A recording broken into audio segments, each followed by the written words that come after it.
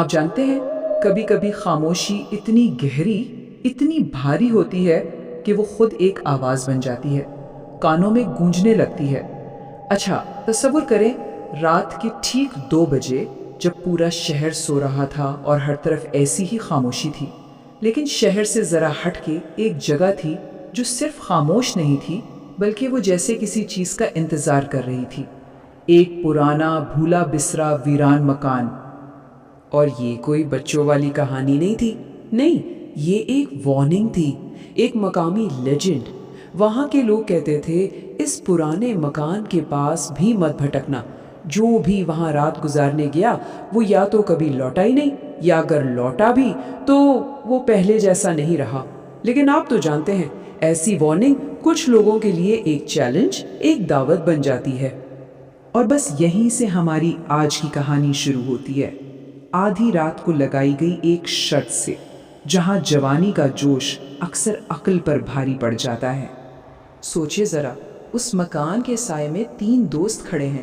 ایک وقاص ہے جس کے چہرے پر صاف خوف نظر آ رہا ہے، دوسرا ندیم ہے جو ہمیشہ کی طرح بہادری کا دکھاوا کرتے ہوئے ہنس رہا ہے، لیکن تیسرا زبیر، وہ سب سے زیادہ پرعزم تھا۔ اسے تو بس یہ جاننا تھا کہ ان سرگوشیوں کے پیچھے آخر سچائی ہے کیا۔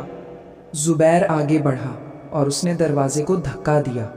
جواب میں جو آواز آئی نا، وہ صرف ایک چرچراہٹ نہیں تھی، وہ ایک کراہ تھی، جیسے ان قبضوں کی ایک لمبی درد بھری چیخ جو شاید دہائیوں سے اپنی جگہ سے ہلے نہیں تھے، اور اندر سے جو ہوا کا جھونکا ان سے ٹکرایا، اوہ، وہ باسی، بھاری اور گلا ہوا تھا، بالکل کسی مردہ چیز کی سانس کی طرح۔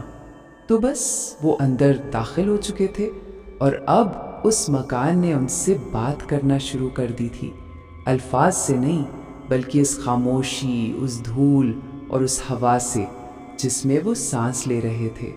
وہاں ہر چیز پر دھول کا ایک موٹا سرمئی کفن پڑا تھا، اندھیرے میں فرنیچر کے ہیولے کسی بھوت کی طرح کھڑے تھے۔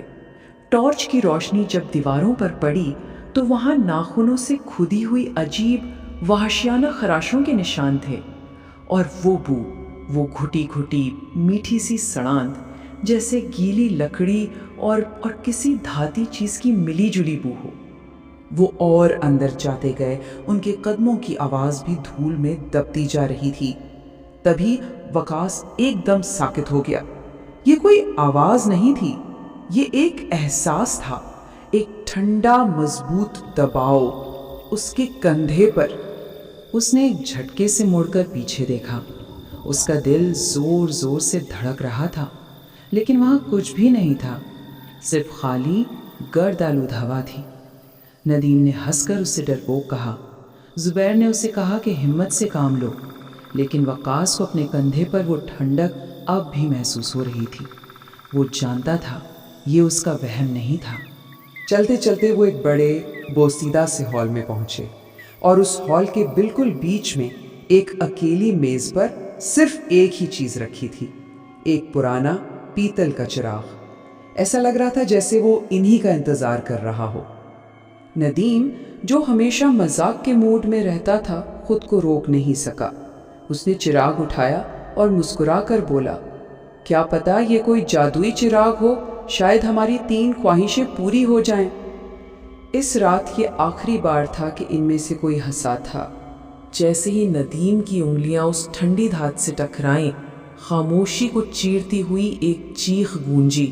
وہ کسی انسان کی چیخ نہیں تھی، وہ ایک تیز درد بھری چیخ تھی، اور ایسا لگ رہا تھا جیسے وہ ان کے چاروں طرف دیواروں کے اندر سے آ رہی ہو۔ ندیم کے ہاتھوں سے چراغ چھوٹ کر فرش پر گرا، اور اب وہاں صرف ان کی اپنی بے ترتیب تیز تیز سانسوں کی آواز تھی۔ بس اب بہت ہو چکا تھا، شرط ختم ہو چکی تھی، مذاق بھی ختم ہو چکا تھا۔ اب ان کے دماغ میں صرف ایک ہی خیال تھا، یہاں سے نکلو ابھی۔ ایک خاموش مشترکہ دہشت۔ وہ ایک ساتھ پلٹے، ان کے پاؤں دھول میں پھسل رہے تھے، اور ان کا واحد مقصد وہ دروازہ تھا جس کا دھندلا سا سایہ نظر آ رہا تھا۔ وہ دروازے کے قریب پہنچے ہی تھے کہ ایک توپ کے گولے جیسی آواز پورے ہال میں گونجی۔ وہ بھاری لکڑی کا دروازہ پوری طاقت سے بند ہوا اور اس کی دھمک سے ان کے پیروں تلے فرش تک کانپ گیا۔ ایک لمحے کے لیے تو کسی کے منہ سے آواز ہی نہیں نکلی، سچائی اتنی خوفناک تھی۔ ندیم کی آواز سے ساری بہادری غائب ہو چکی تھی، اس کی جگہ خالص دہشت نے لے لی تھی۔ ہم پھنس گئے ہیں، اور یہ الفاظ جیسے ہوا میں ہی جم گئے۔ اس مکان نے انہیں اندر قید کر لیا تھا، اور اب ایسا لگ رہا تھا جیسے وہ انہیں مزید گہرائی میں اپنے اندر کھینچ رہا ہو، اور اب بچ کر نکلنے کی ان کی واحد امید نیچے تاریکی میں اترنا تھی۔ وہ پاگلوں کی طرح کوئی دوسرا راستہ ڈھونڈ رہے تھے کہ انہیں پتھر کی سیڑھیاں ملی جو نیچے ایک تہہ خانے کی طرف جا رہی تھی۔ نیچے سے ایک ٹھنڈی بدبودار ہوا ان کا استقبال کرنے کے لیے اوپر آ رہی تھی۔ نیچے ان کی ٹارچ کی روشنی نے جو منظر دکھایا نا، وہ ہر سنی ہوئی خوفناک کہانی کی تصدیق کر رہا تھا۔ دیواروں پر گہرے زنگ آلود دھبے تھے جو پرانے خون کے علاوہ کچھ اور ہو ہی نہیں سکتے تھے۔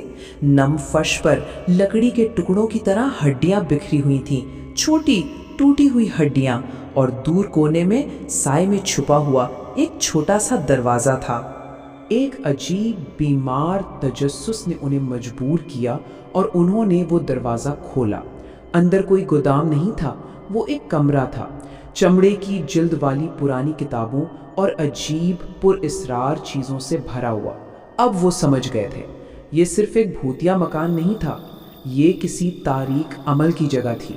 جیسے ہی وہ پیچھے ہٹنے لگے، ان کے پیچھے اندھیرے سے ایک گہری حیوانی دہاڑ بلند ہوئی، خالص غصے سے بھری ایک آواز جس سے پتھر کا فرش اور ان کی ریڑھ کی ہڈی تک لرز اٹھی۔ اس مکان میں جو بھی تھا وہ جان چکا تھا کہ وہ وہاں ہے، اور وہ غصے میں تھا۔ دہشت نے ہر چیز پر قابو پا لیا تھا، سوچنے سمجھنے کی طاقت ختم ہو چکی تھی، اب صرف بھاگنے کی حیوانی جبلت باقی تھی۔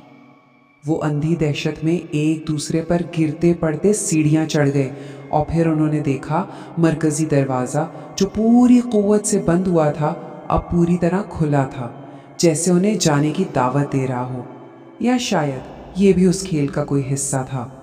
وہ رات کی تاریکی میں ایسے بھاگے جیسے ان کے پیچھے موت پڑی ہو، اور تب تک نہیں رکے جب تک وہ مکان نظروں سے اوجھل نہیں ہو گیا۔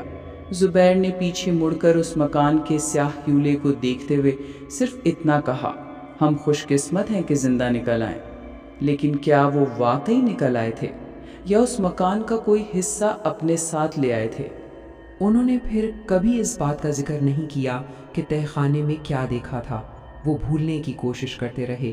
لیکن ایک سوال ہمیشہ باقی رہا، اس مکان کی دھول کی طرح اندھیرے میں معلق وہ کون سی قدیم برائی تھی جسے انہوں نے چھیڑ دیا تھا، اور آخر کس چیز نے انہیں جانے دیا تھا؟